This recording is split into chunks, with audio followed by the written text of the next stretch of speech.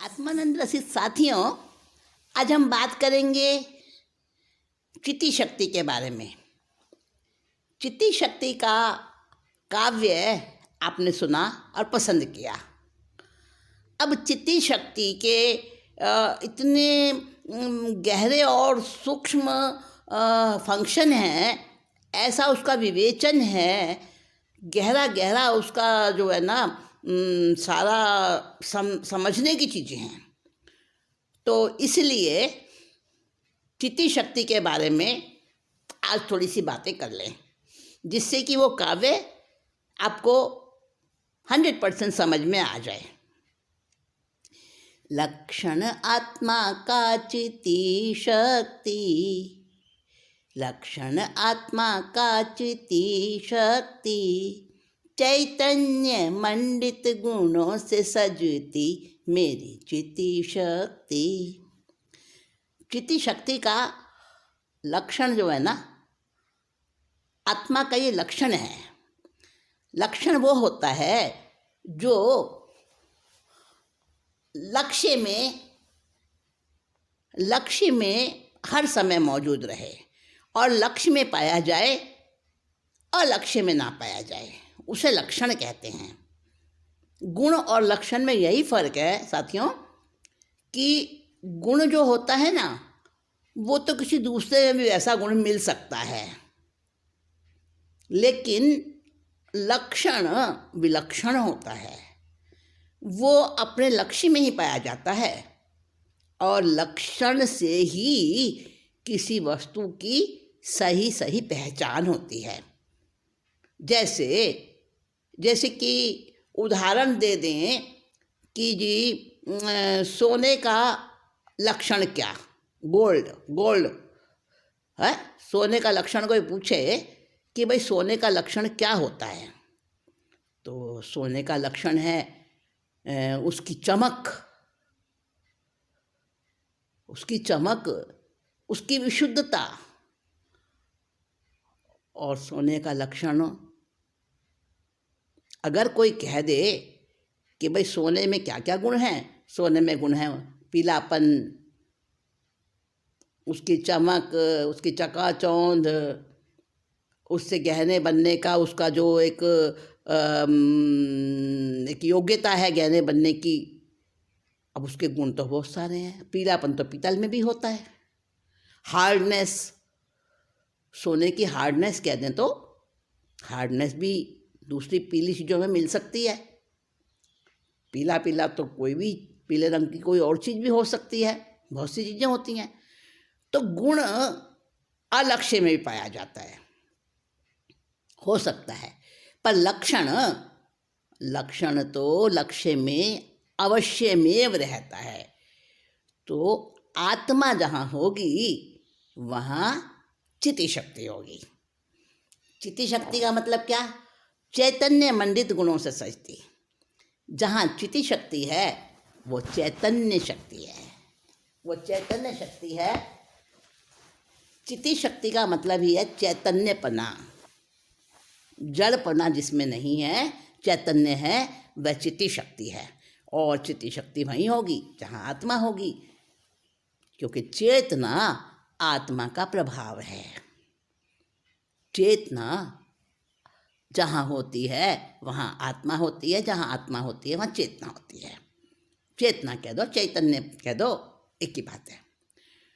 तो आगे कहते हैं, अजड़त्व स्वभाव की धारी, ध्रुवता वाली चेतना प्यारी, भिन्न जड़ तत्वों से चिन्मय स्वरूप है, चिति शक्ति चैतन्य पूरित मुक्ति। अब देखिए, इसमें जड़ स्वभाव नहीं होता, अ लग गया, अ माने नहीं, अजड़त्व स्वभाव की धारी। इसमें स्वभाव क्या है? जिसमें जड़पना बिल्कुल भी नहीं है, वो चैतन्य शक्ति है, वो चिति शक्ति है। और ध्रुवता वाली चेतना प्यारी। चेतना जब तक उसके अंदर जहाँ आत्मा होगी और वहाँ ध्रुव रहेगी चेतना।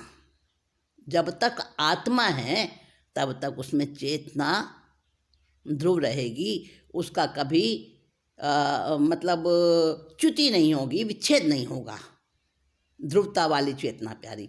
आत्मा के साथ चैतन्य ध्रुव रहता है, हमेशा रहता है। हमारी आत्मा अभी यहाँ है, अभी किसी और गति योनि में गई, लेकिन चैतन्यपना उसमें कहीं से कहीं तक भी हटता नहीं है, जाता नहीं है, हमेशा रहता है। भिन्न जड़ तत्वों से, जड़ तत्वों से एकदम अलग है ये, इसका चिन्मय स्वरूप है, क्योंकि चैतन्य है इसके अंदर, और ये चैतन्य पूरित मुक्ति है। मुक्ति का मतलब क्या? मुक्ति में भी चैतन्यपना है। मुक्ति जड़ता वाली चीज़ नहीं है। हाँ ठीक है, जब मुक्ति हमने जाना किसको कहते हैं, मुक्ति जो सिद्ध भगवान हो जाते हैं, सिद्धि प्राप्त हो जाती है, वो मुक्ति होती है। जन्म मरण नहीं होता, जन्म मरण से मुक्त हो जाती है आत्मा। तो वहाँ पर सिद्धशिला पर विराजमान, तो वो मुक्ति जो है वहाँ भी चैतन्य है, चैतन्यपना वहाँ से भी कहीं नहीं गया। आत्मसंवेदन झरते प्रदेश हैं, चित्ती शक्ति का कण कण विशेष है।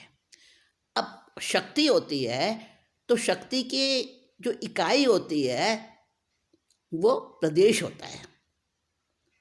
अब कोई कहे आपसे कि भाई इलेक्ट्रिसिटी जो है, बिजली, इलेक्ट्रिसिटी या और कोई भी इलेक्ट्रोमैग्नेटिक जो एनर्जी होती है, या जो एक्सरे एनर्जी है, जो कोई सी भी एनर्जी है A to Z, तो जो भी एनर्जी है, शक्ति है, तो उसके परमाणु नहीं होते हैं, परमाणु जड़ के होते हैं। परमाणु जो है जड़ का स्मॉलेस्ट पार्टिकल है, और एनर्जी का स्मॉलेस्ट पार्टिकल क्या है? उसका प्रदेश, उसका कण। ठीक है, तो चित्ती शक्ति का कोई कोई जो एक एक कण भी है ना, उसमें से भी आत्मसंवेदना झड़ती है, ऐसे प्रदेश हैं उसके, ऐसा उसका कण कण विशेषता वाला है। इंद्रियां, देह, मन, द्रव्य, भाव, कर्म, चित्ती शक्ति से हारी जड़ता है इनकी। जितनी भी हमारी इंद्रियां हैं, देह यानी शरीर है, मन है, और द्रव्य कर्म और भाव कर्म, ये सब जड़ हैं। इन्होंने कब से आत्मा का संग प्राप्त कर रखा है, अनादिकाल से, लेकिन इनकी जड़ता हार गई। एक अंश भी नहीं ले सके चैतन्य का, ये हमेशा जड़ हैं, जड़ ही रहेंगे। इनसे हार गई इनकी जड़ता, चित्ती शक्ति के कारण से ये हमेशा हारे हुए हैं। पुण्य पाप रागादि है पुद्गल, आत्मवस्तु चित्ती शक्ति समुज्वल। चेतना जीव में चित्ती शक्ति पने, पुरुषार्थी जन पाते स्वातंत्र युक्ति। पुण्य पाप, राग, द्वेष, मोह, कषाय जितने भी हैं, ये सब पुद्गल हैं, ये सब जड़ हैं, चैतन्यपना नहीं है इनके अंदर, ये सब जड़ हैं। आत्मवस्तु चित्ती शक्ति समुज्वल, और मेरा जो आत्मद्रव्य है वो चित्ती शक्ति से समुज्वल है। हम आत्मा को कैसे पहचानते हैं? कोई कहे कोई आत्मा दिखा दो, मैं तो आत्मा को नहीं जानता, आत्मा है ही नहीं। अब उससे पूछो भाई कि तू बोल कहाँ से रहा है? ये तू कह रहा है कि आत्मा नहीं है, आत्मा कहाँ है? तो ये तो क्या बात हो गई? जैसे कोई व्यक्ति कहे कि भाई मेरी माँ तो हमेशा से बांझ है। अब बांझ है और तेरी माँ, और तू कहाँ से आ गया भाई? अगर माँ बांझ है, संतान पैदा कर ही नहीं सकती, उसकी योग्यता ही नहीं है, तो तू कहाँ से हो गया भाई? तेरी माँ थोड़ी बांझ हो सकती है, क्योंकि तू है इसलिए, तेरी माँ बांझ हो नहीं सकती। तो ऐसे ही समझे हम कि आत्मद्रव्य जो है वो चित्ती शक्ति के कारण से ही हमको समझ आता है। आत्मवस्तु चित्ती शक्ति समुज्वल, चेतना जीव में चित्ती शक्ति बने। हमारे अंदर जितनी भी चेतना है, हमारे अंग, जितने भी हिलते डुलते, जो भी हम हलन चलन करते हैं, जो भी क्रिया करते हैं, बोलते हैं, सुनते हैं, खाते हैं, पीते हैं, जो भी कुछ करते हैं, वो हमारी चैतन्य शक्ति ही है, चेतना ही है, उसके कारण से ही होता है सब कुछ। और जो इस चीज़ को समझ लेते हैं कि मैं यानी आत्मा, शरीर नहीं, तो जो आत्मा में पुरुषार्थ करते हैं वो स्वतंत्रता पाने की युक्ति यानी उपाय उनको मिल जाता है, मोक्ष मार्ग, और उसका ही पुरुषार्थ करते हैं। जो चैतन्य को समझ लेते हैं, ऐसे हमारे तीर्थंकर, ऐसे सिद्ध भगवंत, उन्होंने समझा और उन्होंने कर्म से आज़ाद होने की युक्ति भी पा ली, पुरुषार्थ किया इसलिए। तो पुरुषार्थी जन पाते स्वातंत्र युक्ति। अब आगे कहते हैं, चिति शक्ति की अद्भुत प्रखरता, कहे आत्मा नहीं पर का करता। अद्भुत प्रखर है ये चिति शक्ति, ये प्रखर है। अगर चिति शक्ति को समझ लिया किसी ने, चैतन्य क्या होता है, चैतन्य के क्या फैक्टर्स होते हैं, चैतन्य की क्या प्रॉपर्टीज होती हैं और जड़ की क्या होती हैं, दोनों में अंतर समझ लिया वेद विज्ञान द्वारा, तो वो प्रखर हो गया, उसकी बुद्धि प्रखर हो गई, प्रज्ञा बन गई। तो प्रखर प्रज्ञा जो होती है वो समझ लेती है चिति शक्ति की उस अद्भुत शक्ति को। अद्भुत शक्ति को परखने वाले वो क्या कहते हैं कि आत्मा नहीं पर का करता। ये जो पुद्गल है तो पर हैं, जड़ हैं, ये तो मैं चैतन्य हूँ। तो पर का करता यानी कर्मों का करता आत्मा हो ही नहीं सकता, कभी नहीं हो सकता। उनको पक्का विश्वास होता है। स्वयं के द्रव्य गुण कर्ता भोक्ता खुद हम, हर एक पर्याय ऐसा स्वामित्व रखती है। हमारे अनंत अनंत गुण हैं, शक्तियाँ हैं, और अनंत गुणों की एक एक गुण की कितनी पर्याय है, कितनी पर्याय एक एक गुण की, बहुत बहुत एक एक गुण की पर्याय है। पर्याय यानी क्षण क्षण, एक एक क्षण में होने वाली पर्याय। तो अच्छी भी होती हैं, बुरी भी होती हैं, स्वभावी पर्याय भी होती हैं, विभावी पर्याय भी होती हैं।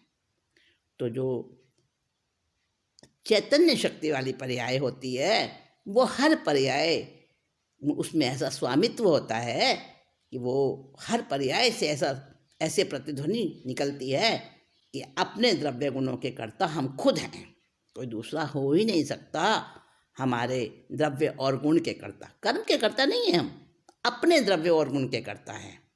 अपने द्रव्य गुण और पर्याय भी फिर अपनी ही होंगी। जब द्रव्य गुण में किसी का कोई दखल नहीं है तो द्रव्य और गुणों की ही तो पर्याय होती हैं। तो पर्याय में भी किसी का दखल नहीं है तो पर्याय भी स्वतंत्र है। मुक्ति हेतु आत्मा को पड़े तपना, उपादान निमित्त बने अपना। छूटे पर से संबंध, हो कषाय भी मंद, निज के आनंद से जुड़ती है अनुरक्ति। देखिए कितना शॉर्ट में बता दिया है मुक्ति का तरीका कि जब पर से संबंध सारे छूट जाएं, पहले तो कषाय मंद होंगे और फिर पर से संबंध छूटता जाएगा।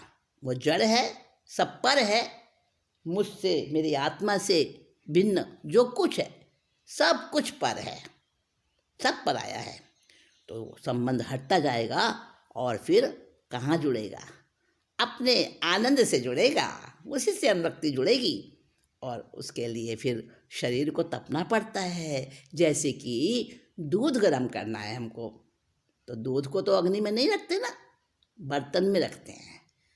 तपता कौन है, पहले बर्तन तपता है फिर दूध गर्म होता है, पहले बर्तन गर्म होता है। तो ये शरीर जो है ये हमारा पात्र है, आत्मा इसमें रही हुई है। ये शरीर इसी में तो आत्मा है ना, ये आत्मा का निकेतन है, सदन है। इसी को कहते हैं अपना देवल, अपना मंदिर।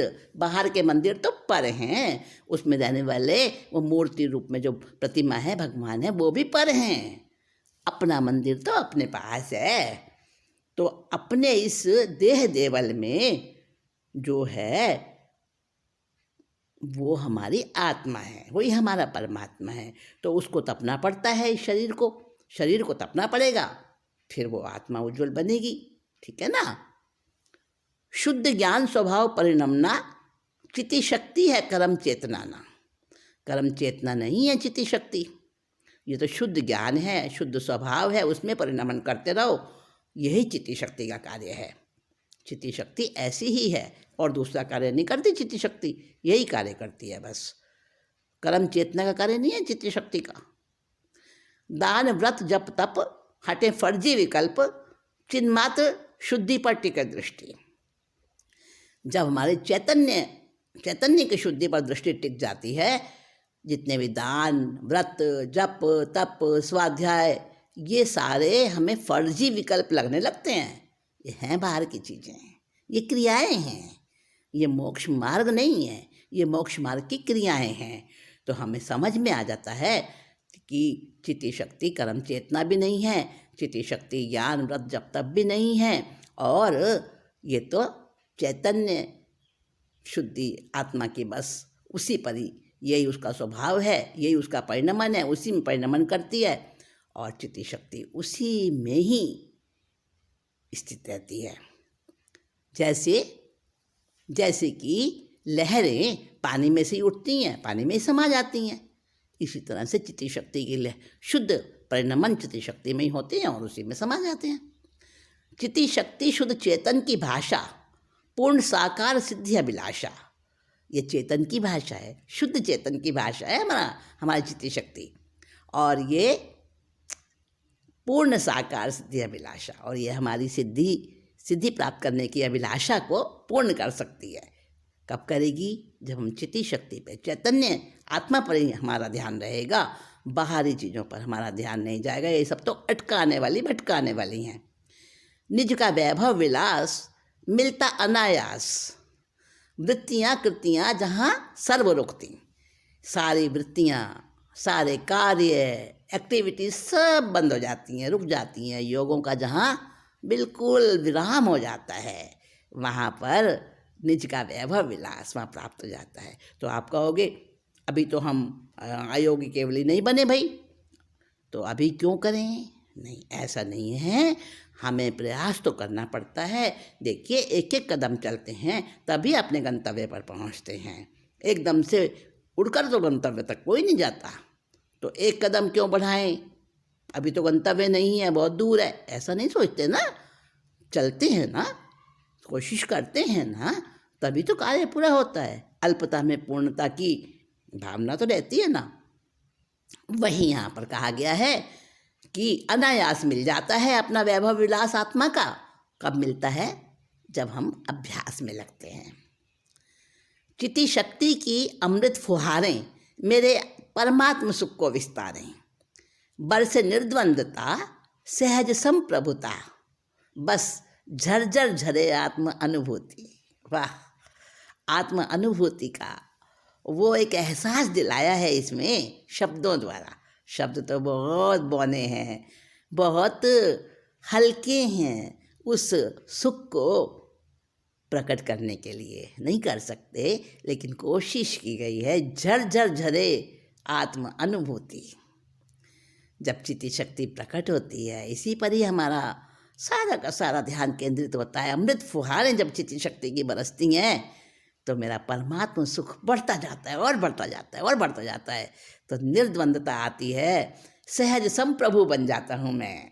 संप्रभु, प्रभुता भी एक शक्ति है, आएगी आगे प्रभुता शक्ति। तो मेरी संप्रभुता मेरे अंदर में सहज रूप से प्रकट हो जाती है। ये मेरी चैतन्य शक्ति के द्वारा ही होता है सारा। चिति शक्ति में ज्वार जब आता, खुद का बनता तब जीव विधाता। विमल व्यक्तित्व में लौटे अस्तित्व में, खोट मिटते न चोट कोई भी दुखती। क्या होता है जब चिति शक्ति एकदम स्ट्रीम पर होती है, टॉप पर होती है, तब क्या बनता है? खुद का विधाता बन जाता है वो जीव, जिसकी चिति शक्ति इतनी विस्तृत हो जाती है। तो फिर क्या होता है? उसमें विमल व्यक्तित्व में लौटे अस्तित्व में, अपने अस्तित्व में ही लौट जाता है, एज इट इज हो जाता है। और फिर उसके सारे खोट मिट जाते हैं, सारे कर्म दोष हट जाते हैं और चोट कोई भी ना दुखती। फिर उसको ना तकलीफ होती। देखा अगस्त कुमार जी को, देखा खंदक जी को, जिनकी चमड़ी छिल दी गई थी, क्या उन्हें पता चला? नहीं ना। वेदना का वेदन नहीं होता। अगर होता है तो शरीर के लेवल पर होता है, और शरीर से तो हट जाता है, देहातीत हो जाता है चैतन्य में डूबकर। ये चिति शक्ति का कमाल है। समय साध में जो भी ठहरता, निर्णय करता डराता न डरता, जो अपने आत्मा के सार में ठहर जाता है, फिर वो पक्का निर्णय कर लेता है, बस मेरा स्व तो यही है, मेरा खजाना यही है, बाकी सब पर है, बाकी सब निस्सार है। ना वो डरता है, ना किसी को डराता है, खुद भी निर्भय, दूसरे को भी निर्भय करता है। उसका चिंतन उदार बन जाता निर्भर, हल्का हो जाता है, सारे भार हट जाते हैं, उदार चिंतन बन जाता है उसका। चिति शक्ति समन्वित हो अभिव्यक्ति, उसकी हर अभिव्यक्ति वो चिति शक्ति से भरपूर हो जाती है। चैतन्यता उसके अंग अंग से, रोम रोम से टपकती है। चिति शक्ति की शोभा सर्वोत्तम, शब्द बौने और वर्णन अनुपम। चिति शक्ति ऐसी है, इसका वर्णन कैसे करें? शब्द तो बहुत छोटे हैं, कर ही नहीं सकते उसका वर्णन। अनुपम वर्णन है। एक जाते रुक जाते जहाँ स्वर, मौन बनता मुखर, हो अयोगी त्रयोगों की पुनरुक्ति।